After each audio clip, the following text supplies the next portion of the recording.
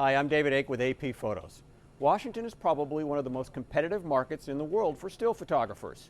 So what do you do if you're on your 6th speech or 8th hearing of the week to make it visually interesting?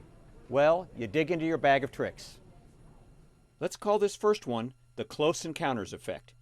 After shooting the traditional man behind the podium picture, Gerald Herbert got low and used a wide-angle lens to take advantage of overhead lighting, making something a little different of President Obama speaking. Susan Walsh used the same effect for this picture of Intelligence Chief Dennis Blair waiting to testify on Capitol Hill.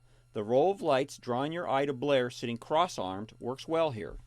Framing is another useful technique. For this image of President Obama arriving for an event in the East Room, Gerald Herbert placed a remote camera close to the floor so it would shoot through a potted plant, framing the president in the leaves in the foreground and the door in the background. When someone brings a .50 caliber rifle to a congressional hearing, it's good to pay attention.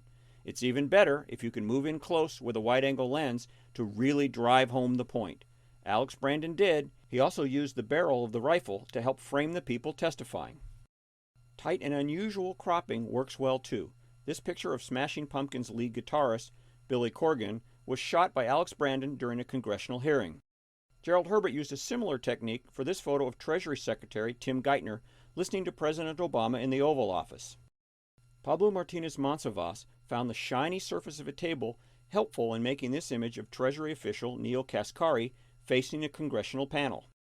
Here, photographer Charlie Darapak used rim lighting to jazz up an otherwise straightforward headshot of Citibank officer Richard Parsons.